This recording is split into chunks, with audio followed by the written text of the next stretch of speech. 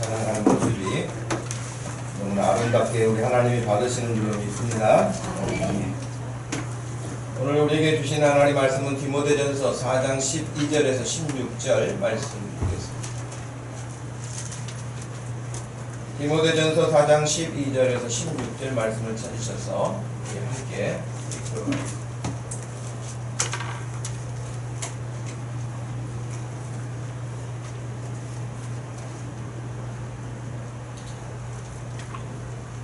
찾으셨으면 우리 한 목소리로 말씀 읽겠습니다.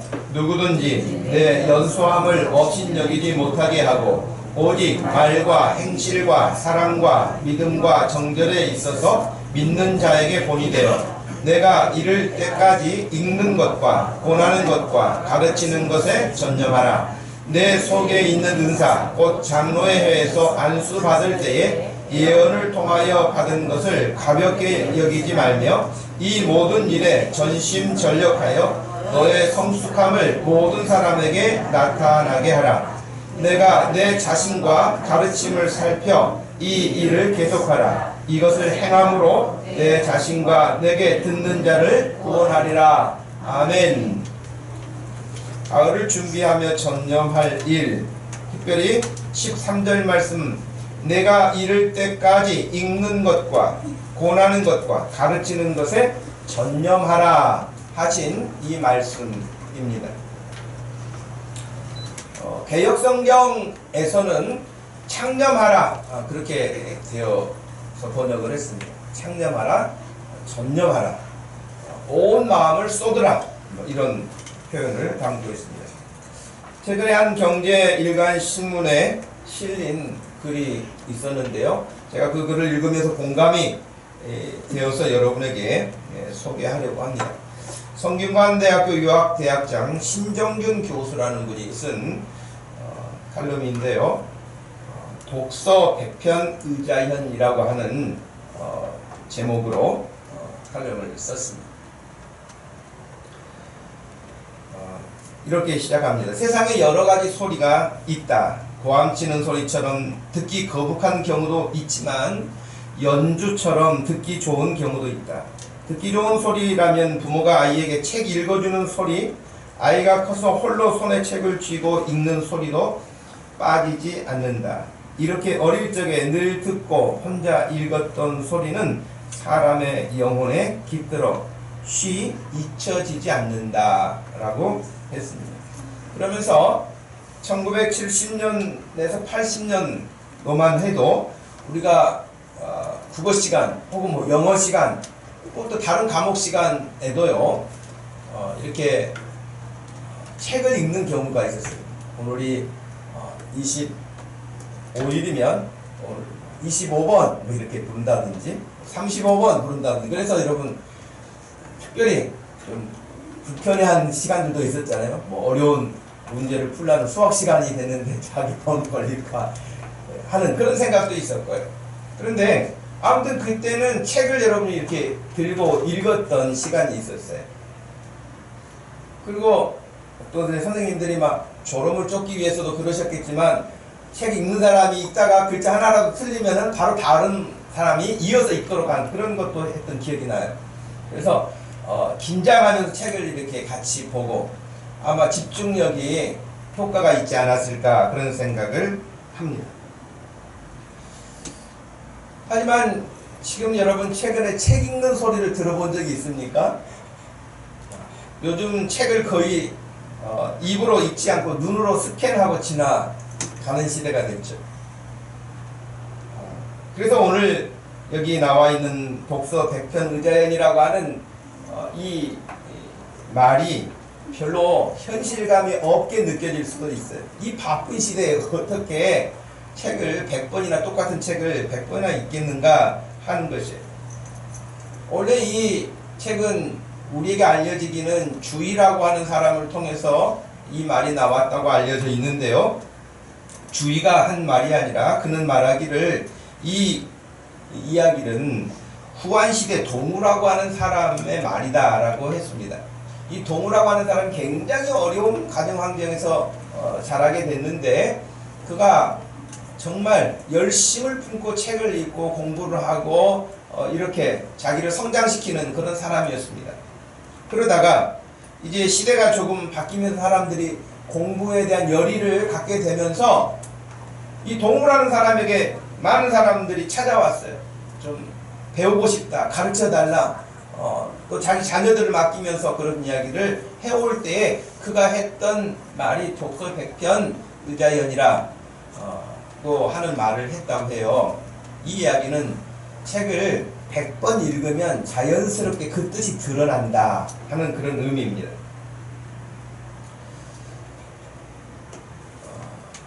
그러겠죠. 똑같은 본문을 계속 읽다 보면 우리도 성경 읽을 때 여러분 그러지 않습니까? 그냥 한 번 이렇게 슉 지나가는 거 하고 그 본문을 계속해서 이렇게 마음에 담고 묵상하면서 여러 번 읽으면 그 전에 보이지 않던 단어가 눈에 들어오기도 해요. 너무나 잘 알고 있는 말씀인데도 전에는 느끼지 못했던 새로운 느낌이 와요. 그건 참 신기한 부분이거든요. 그래서 저희가 이제 설교학 공부를 하던 신학교 시절에 그 교수님들마다 하는 말씀 중에 설교하려고 하는 그 성경 본문을 최소한 10번 이상은 읽어라. 어떤 분은 30번 이상은 읽어야 된다. 어떤 분은 50번 읽어야 된다. 등등 여러 가지 자기들의 경험을 이야기를 합니다. 근데 우리가 바쁘다고 하는, 시간이 없다고 하는 여러 가지 현실적인 부분들만 이야기를 하면서 하나님의 말씀을 가까이 하지 못할 때가 너무 많죠. 시편 1편 말씀에서도 복 있는 사람은 주야로 하나님의 말씀을 묵상한다. 묵상한다고 하는 말은 독서 100편을 읽는 것과 다를 바가 없는 것이에요. 깊이 그 말씀을 또 되새기는 거기 때문에 그렇습니다. 제가 이 칼럼을 여러분에게 소개하면서 가을이 되어지는데 우리가 어떻게 이 가을을 또 맞이하고 남은 금년을 보내면 좋을까라고 하는 생각을 하게 되면서 이 말씀을 보았습니다. 그리고 여러분에게 또 그런 질문을 하고 싶은 생각도 있었습니다. 최근에 여러분이 성경을 진지하게 소리내서 읽어본 적이 있으신가요? 예. 혹시 그런 적이 없다면요, 오늘 계기로 시작해 보시길 바라요. 이 가을에 성경을 그냥 눈으로 읽지 말고 소리 내서 읽어보는 거예요. 그래서 저희 친구 가운데 한 목사님은 신문의 사설들을 읽으면서 자기가 좋은 사설이라고 느껴지는 것은 자기가 타이핑을 직접 한대요. 다시. 왜? 그것을 쉽게 잊지 않으려고. 그리고 좋은 글쓰기 훈련을 하기 위해서 그런다 그래요. 그 의미가 있거든요. 눈으로 보는 거하고 다르게 소리내서 읽으면 벌써 머리에 울리는 소리 때문에 기억이 더 강하게 되어지고 손으로 그걸 옮겨 적으면 훨씬 더 그것이 강하게 남는다. 그런 과학적인 통계들도 얼마든지 있기 때문에 여러분 바쁘지만 시간 내기가 어렵다고 하는 현실이지만 그런 중에도 늘 하나님의 말씀을 소리 내서 읽을 수 있는 그런 가정들 되고 그런 인생들 되기를 축복합니다.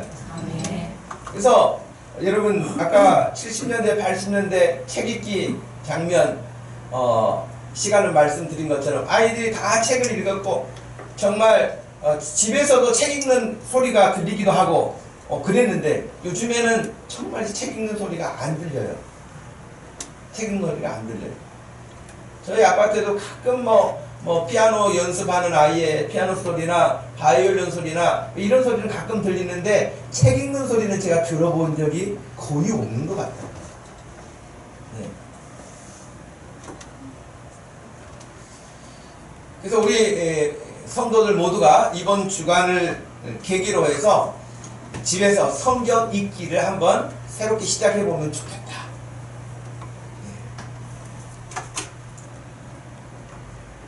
가을바람이 이렇게 불어오면서 저는 개인적으로 굉장히 기분이 좋아져요.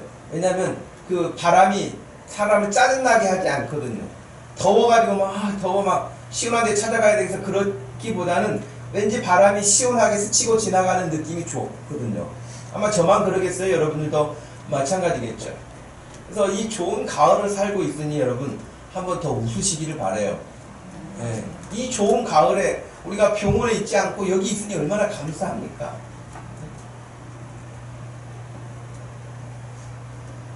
소련 크렘린처럼 여러분 얼굴을 굳게 닫지 마시고 활짝 여시고, 예, 밝은 표정으로 하나님 앞에 예배하는 것도 우리 주님이 더 기뻐하시지 않을까? 그런 생각을 해요. 밝은 모습. 사람도 보기에 밝은 모습이 예쁜데 하나님이 얼마나 좋아하시겠어요?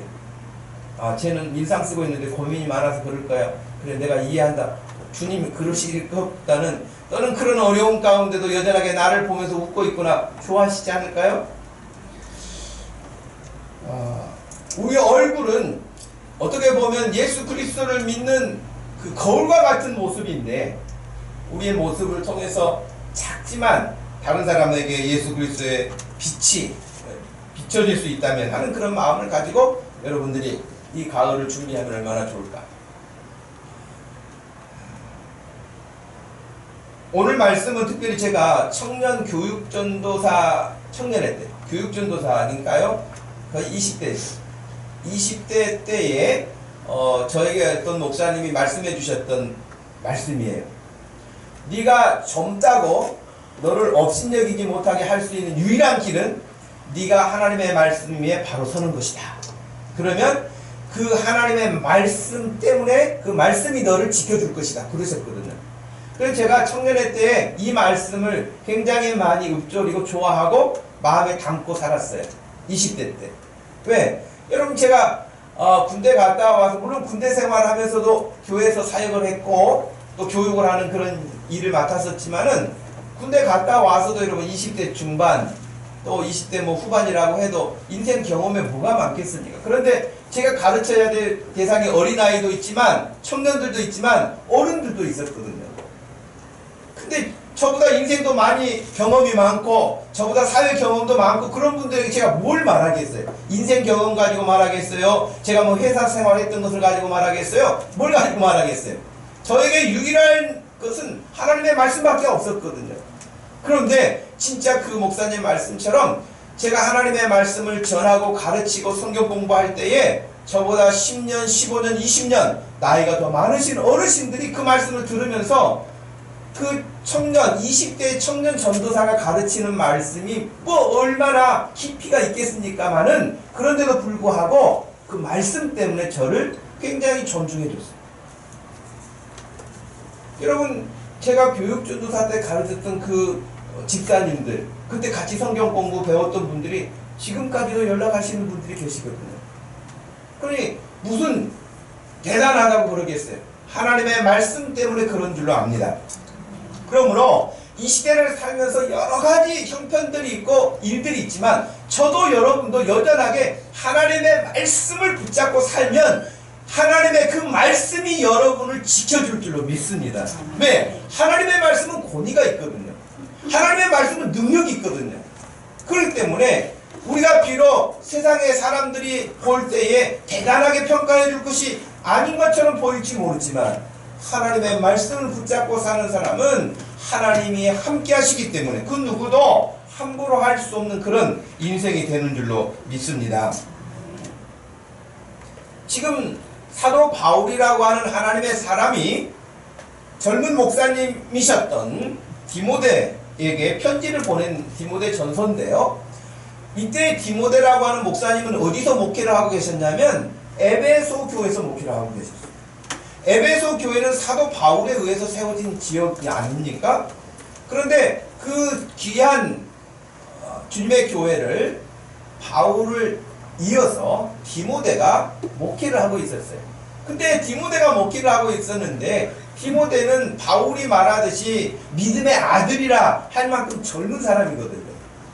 젊은 사람이기 때문에 오늘 여러분에게 말씀드렸던 것처럼 너의 연소함을 업신여기지 못하도록 하는 이 말씀을 보니 이 말을 역으로 생각하면 지금 뭐겠습니까? 네가 지금 젊다고 너를 얕잡아 보거나 네가 젊다고 너를 가볍게 여기거나 하는 사람이 있다는 거예요. 어떤 목사님들이 그런 이야기 하는 걸 제가 들었는데, 예를 들면은 젊은 목사님이 교회 역사가 뭐 한 40년, 50년 뭐 된 교회에 새로 부임을 하게 되면, 예를 들면 초창기 개척 멤버라든가 권사님, 장로님, 뭐 연세 드신 분들이 그 교회 개척 멤버가 됐다고 한다면 30대에 혹은 20대에 개척 멤버가 됐다 할지라도 50년 되고 60년 되면은, 아니 40년 됐으면 여러분 연세가 어떻게 되겠어요? 벌써 많잖아요. 그러니 이제 40대나 젊은 목사님이 부임을 하면은 와서 그런다는 거예요. 목사님 나이가 어떻게 되세요? 그럼 제가 뭐 45인다 그럼 우리 둘째 아들하고 나이가 같네. 그 이야기는 뭐냐면 목사님으로 존중하기보다는 자기 아들 꼴로 보는 거예요. 그러니 그런 분들이 하나님의 말씀을 사모하면서 목사님을 통해서 말씀하시는 하나님의 은혜를 누리기보다는 내 아들 뻘인데 설교 참 잘하네, 예를 들면 그런다든지 그렇게 보는 거예요. 지금 사도 바울이 디모데에게 권하는 것이 바로 그런 점이에요. 네가 젊다고 사람들이 너를 그렇게 보지 못하도록 하라는 것입니다. 누구든지 너의 연소함을 업신여기지 못하게 하고 오직 말과 행실과 사랑과 믿음과 정절에 있어서 믿는 자에게 본이 되라. 본이 되라.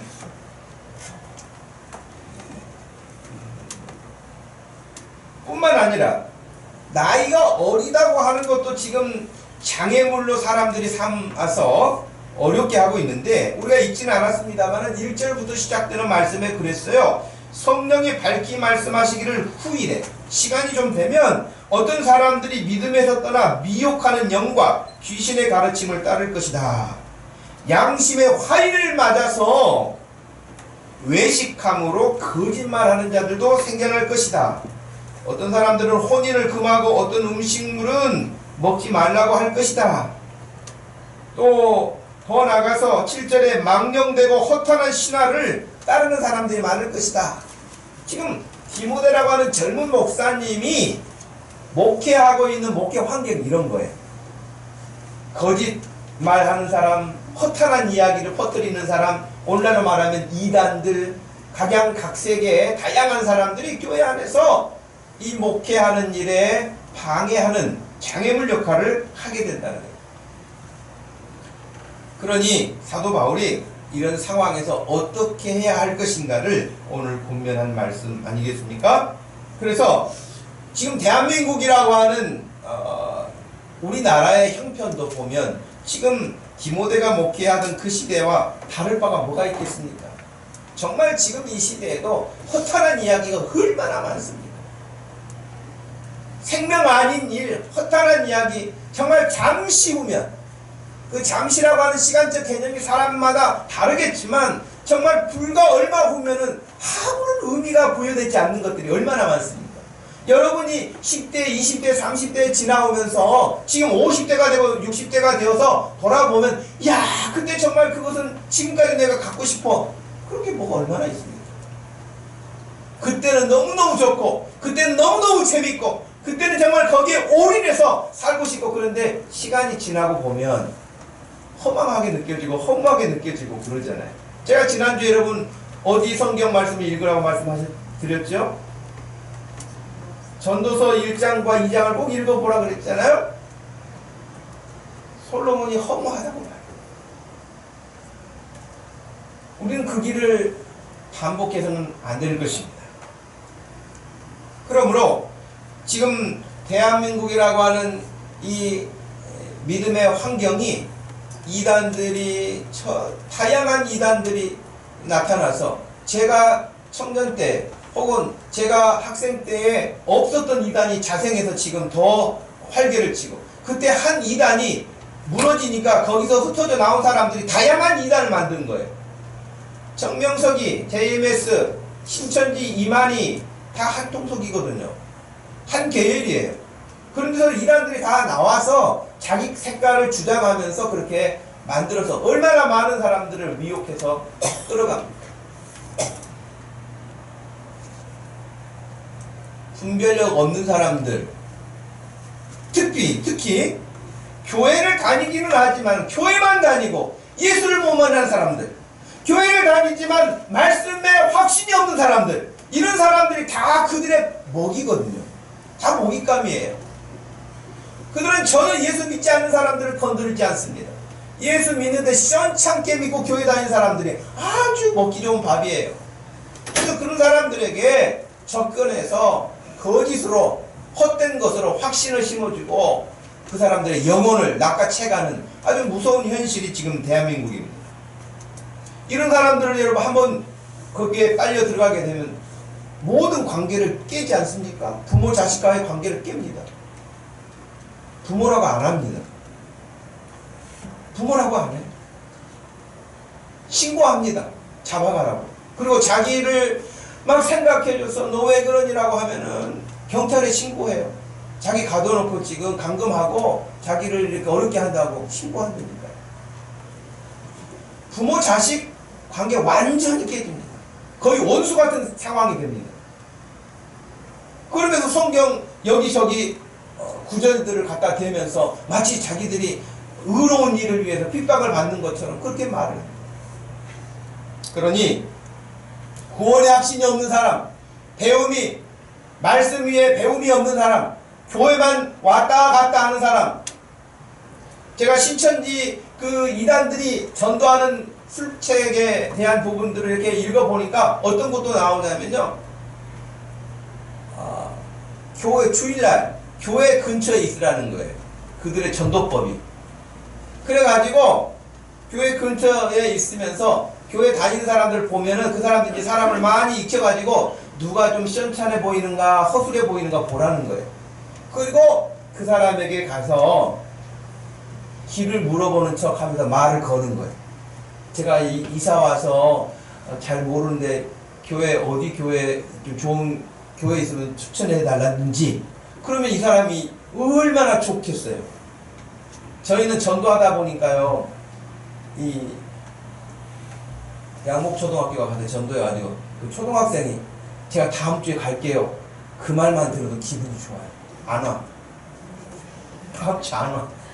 놀이터에서 만나가지고 다음 주에 갈게요. 그럼 기분이 너무 좋아요. 온다고 하니까. 근데 안 온단 말이에요.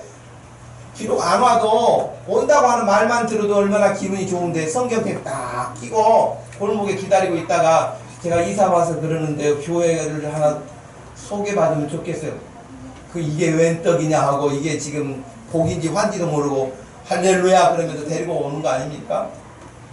그럼 며칠 지나면 제 친구도 있는데요. 그럼 이 아이 호박이 넝쿨게 들어오는구나 그러면서 사람들이 좋아하지 않겠습니까? 근데 신천지가 그렇게 접근을 하는 거예요. 그래가지고 교회에 들어와서 사람들을 이제 한 사람 한 사람 파악하면서, 제가 이렇게 후원하는 선교사님이 들어오셨는데 선교사님이 얼마나 은혜로운지 몰라 그러면서 말씀을 가르치는데 한번 가보지 않겠어요? 그런다든지. 그래서 사람들을 이렇게 미혹해. 대학가에서는 이루 말할 수 없는 설문지를 만들어가지고 뭐 성격 테스트, 도형 테스트 뭐 등등등 해가지고 사람들에게 접근을 해서 연락처를 받아내고, 그리고 연락처를 내가 하나 받아냈다 그러면은 자기들끼리 딱 그 연락처를 공유해가지고 우연을 가장해서 늘 접촉하는 거예요. 근데 만나는 사람들마다 하는 이야기가 비슷하고 그러면은 이게 우연인가 하나님의 섭리인가 이제 이런 생각하면서 빨려 들어가는 거예요. 가서 들어보면 교회에서는 들리지 않던 새로운 소리가 들리거든요. 대부분 새로운 소리는 이단들이에요. 우리는 한 소리 또 왔는데 그들은 새로운 소리예요. 그러면 교회 다닐 때 졸던 사람들이 거기 하면 안 줍니다. 절대 안 줍니다. 이단에서 졸다가 잡히면 그 끝장이에요. 예. 그러니까 못 졸아요. 여러분 그 누굽니까? 신옥주? 은혜로 교회인가 신옥주. 졸았다고 그냥 잡아가지고 여러분 얼마나 혼을 내는지. 졸긴 어디도 줍니까? 졸았다고 앞에 세워놓고 뺨을 얼마나 때리게 하면 돼요. 졸겠어요? 이런 것 같으면? 바늘이라도 갖고 와서 찢어서라도 안 졸겠지? 여러분 여러분 이단들은 그렇게 해가지고 자기들의 어떤 생각을 주입하는 거예요. 지금 대한민국 그래요. 디모데가 하나님의 말씀을 들고 서서 에베소라고 하는 교회를 섬기는데 그 에베소 지역이 이런 우상 숭배와 거짓과 유대인들의 방해와 또 여러가지 책략을 가지고 공격해 왔던 그런 환경이었습니다. 고린도전서 16장에도 보면은요 이렇게 말씀하고 있습니다.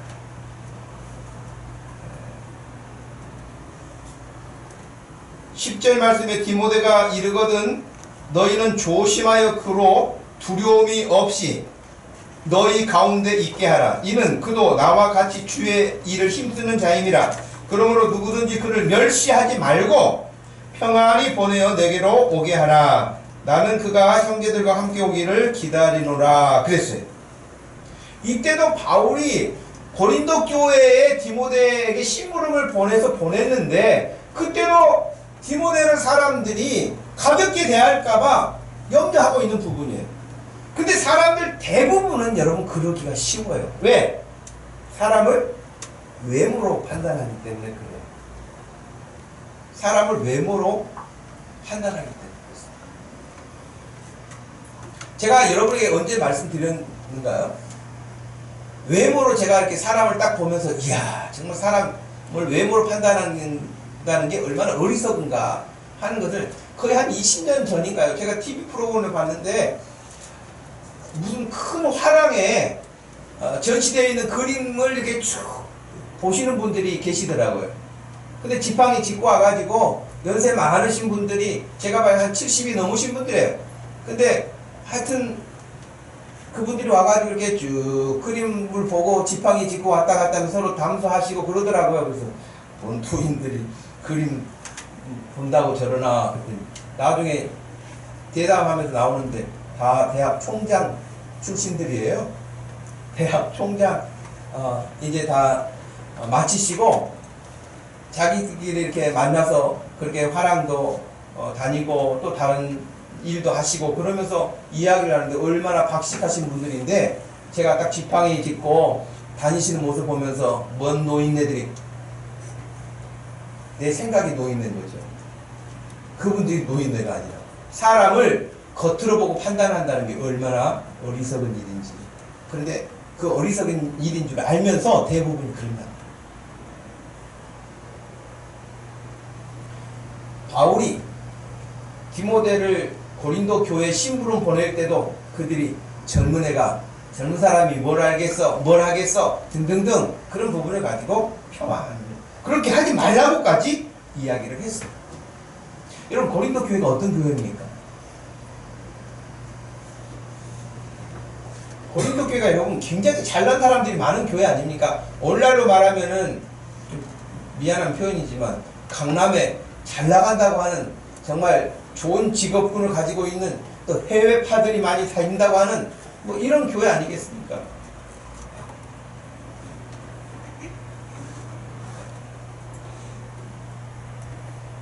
스카이에 적을 두고 있는 대학생들이 어느 강남의 모 교회에서 정말 자존감이 낮아져 가지고 힘들어하는 그런 고민을 들어본 적이 있거든요.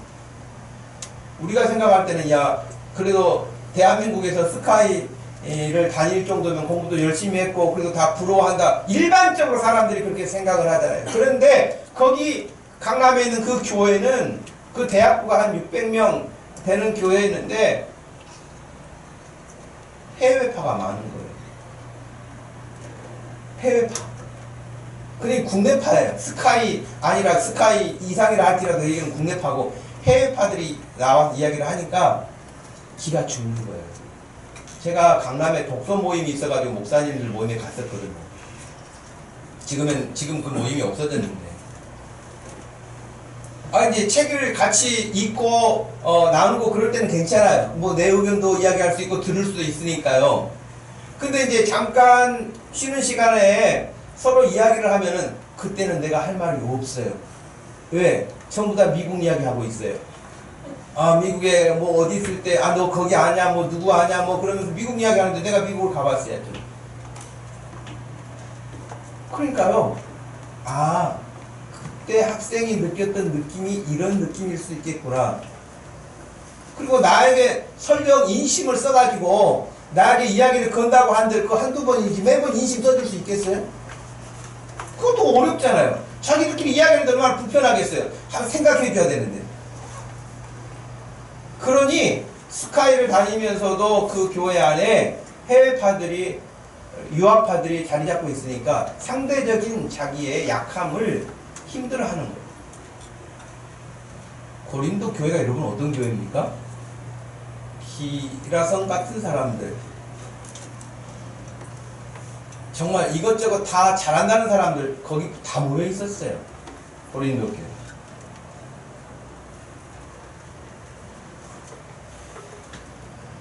고린도전서 1장에는 바울이 그래서 이렇게까지 말을 했어요.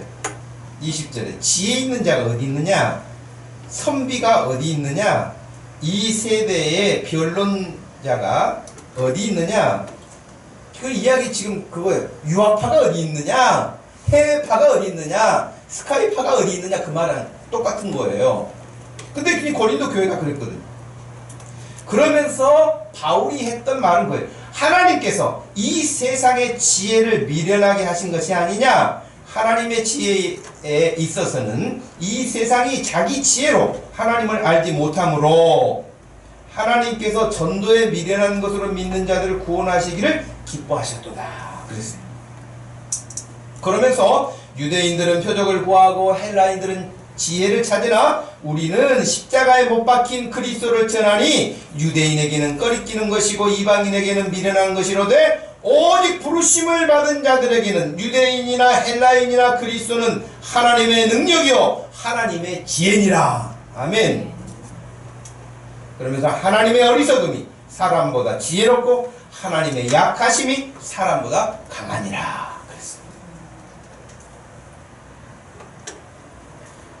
그러면서 고린도전서 1장에서 사도 바울이 강조했던 건 뭐냐면 지금 너무 잘났다는 사람들이 많으니 그렇게 이야기를 한 거예요.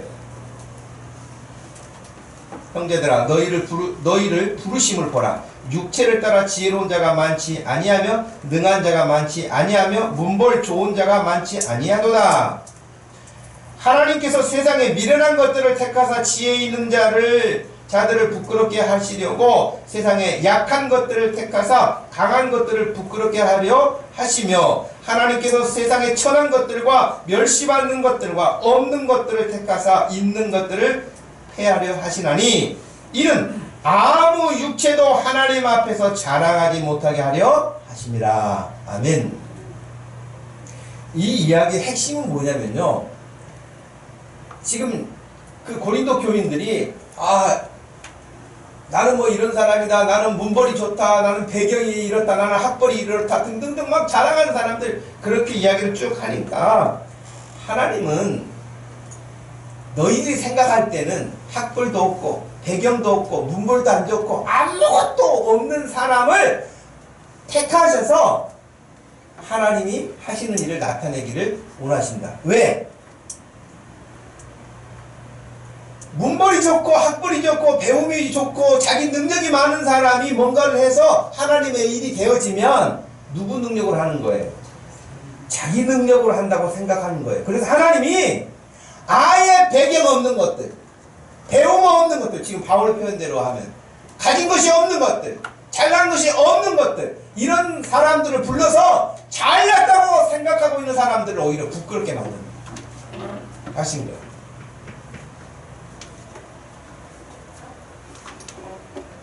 우리가 여러분 착각하기 쉬운 게 바로 그거 아닙니까? 여러분 우리 교회도 전도하는 사람들이 많이 오고 교회가 부흥할 수 있는 방법 가운데 우리가 생각하면 뭐가 있겠습니까? 그래도 좀 유명한 사람이 나오면 도움이 되지 않을까요? 잘 나가는 탤런트 한 명 데리고 올까요? 그럼 그 사람 보려고 사람들이 올까요? 오겠죠. BTS를 하나 누구 데리고 올까요? 해외파들도 오려겠죠. 그죠? 어떤 좋은 배경을 가지고 만들어 놓으면 사람들이 올 거라고 생각을 해요. 하나님의 능력으로 오는 게 아니라 사람의 힘과 능력으로. 저는 우리 교회야말로 하나님 일하시는 것을 가장 잘 드러낼 수 있는 교회라고 생각을 해요. 제가 지난번에 만났던 교회 목사님은 교회가 강서구에 있는데 꽤 커요.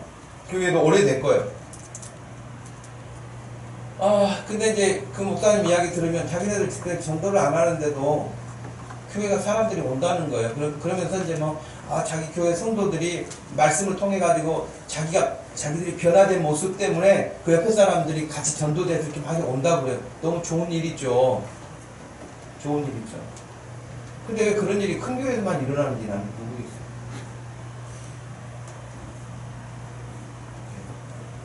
전도 안 나간대요. 그런데 온대요. 그래서 제가 우리 교회야말로 하나님이 일하시는 것을 가장 잘 드러낼 수 있는 조건을 갖추고 있다라고 하는 건 뭐겠어요? 일단 교회가 크지 않죠. 일단 여기가 우리 집이 아니죠. 상가에 있죠. 또 여기가 주택가가 아니고 대로변이죠. 그리고 여기 유명한 사람도 없죠. 기업을 경영하는 부자도 없죠. 그러니 딱 맞네. 우리가 하나님이 일하셔서 능력을 나타낼 수 있는 조건이 딱 맞네요. 할렐루야. 네. 진짜 우리 교회가 부흥하면 진짜 이건 우리 능력이 아니야. 진짜 하나님이 하시는 일이야. 이거 정말 하나님이 보내주셨어. 하나님이 일하게 하셨어. 하나님이 축복하셨어. 그럴 수 있는 조건을 다 갖추고 있는 거 아닙니까? 그러니 지금 여러분의 형편이 힘들고, 지금 내가 누구를 전도해. 내 형편이 지금 코가 석자인데, 바로 코가 석자 때 하나님의 능력이 나타나는 거예요. 할렐루야. 내가 할 수 없을 때, 내가 너무 힘들 때, 하나님 정말 나는 아무것도 못해. 그럴 때 하나님이 일하시는 거예요. 하나님의 능력이 나타나는 거예요. 그러면 여러분, 우리가 이 가을을 또 맞이하는데 얼마나 시간이 빨라서 금세 또 1년이 마무리되어져 가게 되지 않겠습니까? 이 가을에 우리가 어떻게 준비하며 이 시간을 좀 집중해서 전념할 수 있을까 하는 생각을 해요. 저는 이제 우리 교회 옥상에도 텃밭이 하나 있고 여기도 텃밭이 하나 있잖아요. 그러니까 텃밭이 그냥 놀고 있으면 막 아까워. 텃밭이 놀고 있으면 좀 아까운 마음이 들어요. 저기 뭐라도 심었으면 날 텐데 하는 생각 때문에요. 그래서 사무실에 앉아있다가 답답하면 또 나가가지고 뭘 할까. 그래서 지금 이제 제가 어제 그제 텃밭에 다시 읽어가지고 무하고 배추 심어놨거든요. 걔네들 보면서 이제 잘 자라면 기쁜 마음으로 거기를 또 왔다 갔다 하겠죠. 빈 땅을 보면 막 아깝다는 생각이 들어요. 여러분, 이 좋은 가을이 너무 아깝지 않으세요? 이 좋은 가을에 뭐라도 하면 좋겠는데, 이 좋은 가을에 뭐라도 좀 할 수 있어야 될 텐데, 우리 마음에 그런 마음이 생겼으면 좋겠어요. 하나님 앞에 그런 마음을 우리가 사모했으면 좋겠어요. 가을이지 뭐 별거 있겠습니까? 라고 하는 것이 아니라, 이 좋은 가을에 내가 뭘 하면 좋을까? 뭘 하면 아깝지 않을까, 이 시간. 그래서 여러분, 우리가 100번을 읽지 못한다 할지라도 저는 여러분에게 오늘 두 가지만 말씀드리고 싶어요. 새로운 것은 제가 안 한다고 그랬잖아요. 새로운 것은 이단들이 말한다고 그랬잖아요. 제가 새로운 것 말하지 않고 두 가지만 말하려고 해요. 하나는 우리가 큐티하고 있잖아요. 큐티는 100번 읽어도 여러분 읽을만 하지 않겠어요? 본문이 길지 않으니까 정말 짧은 시간, 버스 타고 가시는 분 버스 타는 데서 몇 번 읽을 수 있고요. 잠깐 앉아있는 동안에도 또 읽을 수 있고요. 읽을 수 있어요. 어렵지 않아요. 그래서 말씀을 좀 계속 반복해서 묵상하고, 특별히 제가 한 가지 거기 더 첨가하면 설교 본문을, 오늘 읽었던 본문을 똑같이 반복해서 주중에 읽으세요. 우리는 창세기부터 요한계시록까지 막 성경 1도 갑시다, 뭐 2도 갑시다, 이거 안 하잖아요.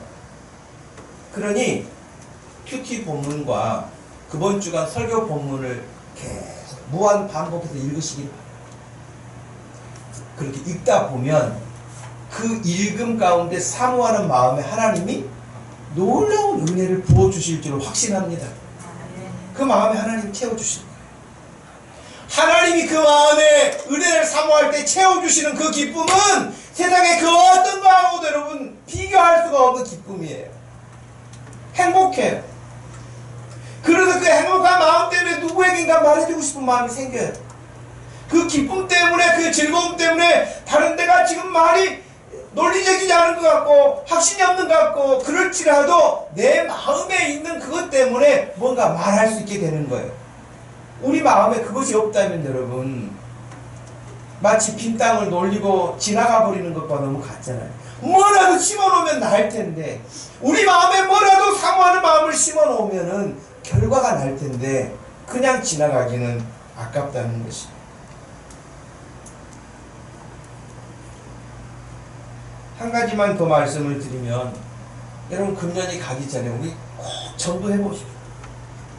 다른 사람에게 꼭 복음 전해서, 저는 이렇게 말씀을 드리고 싶어요.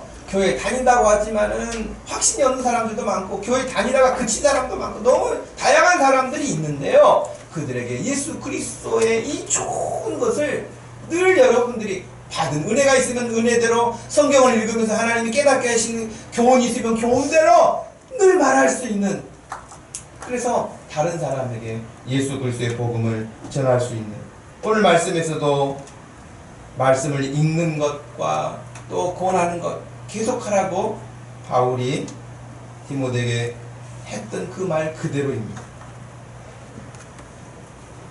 오늘이 8월 마지막 주일입니다. 그래도 8월 마지막 주일인데 일주일이 남아있어서 보너스 같아요. 다음 주 바로 9월 1일 주일인데 여러분 8월을 마지막 주일을 하나님의 은혜 가운데 잘 마무리하시면서 이 가을을 내가 무엇에 전념할 것인가 하는 생각을 가지고 8월을 마무리한다면 9월이 기대가 되지 않겠습니까? 그래서 읽는 것과 권하는 것과 가르치는 일에 전념하라.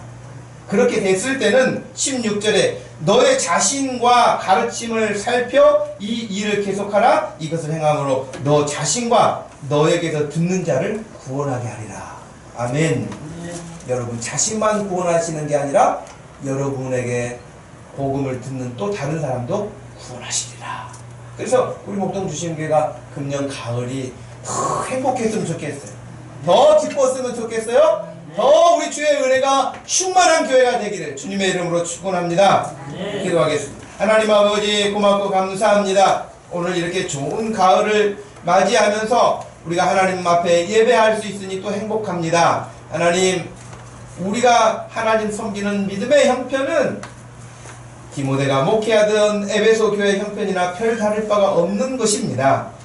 우리가 힘들고 지치고 어렵다고 할 것이 아니고, 하나님, 내가 약할 때 강함 되시고, 내가 부족할 때 충분함이 되어주시고, 내가 어리석을 때 지혜로움이 되어주시는 우리 주님 붙들고 우리 하나님의 능력을 경험하는 가을이 되게 하여 주시옵소서. 말씀을 가까이 하고 사모할 때 주께서 약속하신 대로 하나님 귀하고 복된 것들을 내가 먼저 경험하고 그것을 나누어 줄 수 있는 하나님의 신실한 일꾼들 되게 하여 주옵소서. 감사하신 예수님의 이름으로 기도합니다.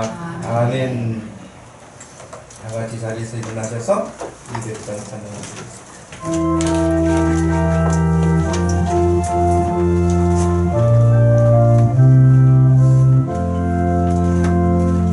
걸고 오묘한 그 말씀, 생명의 말씀은 귀한 그 말씀 진실로 생명의 말씀이 나의 길과 매듭 밝히 보여주네. 아름다운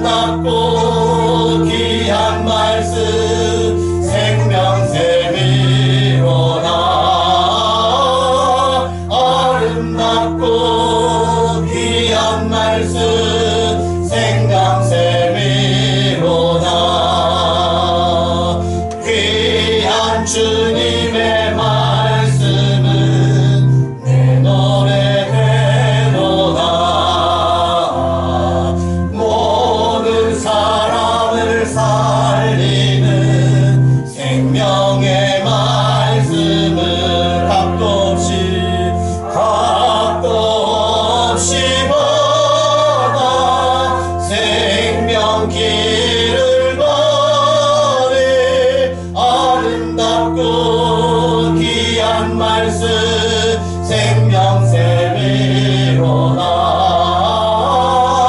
아름답고 귀한 말씀 생명샘이로다. 널리 흘리어 버리는 생명의 말씀은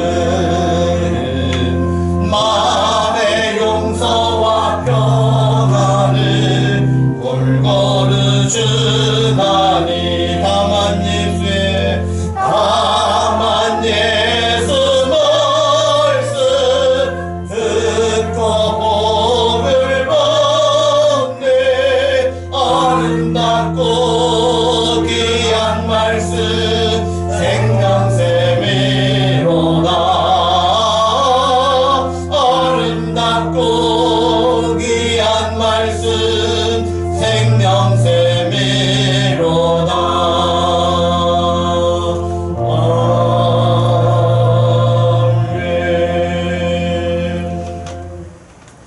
지금은 우리 주 예수 그리스도의 구속해 주신 그 은혜와 우리 하나님 아버지의 그 크신 사랑과 성령 하나님의 위로하심과 교통하심과 우리와 함께 하시며 말씀을 깨닫게 하시고 교훈하시어 세임 주시는 그 은혜를 사모하는 모든 성도들의 머리 위에, 그들의 일상생활 가운데 위에 지금부터 영원토록 함께 계실지어다. 아멘.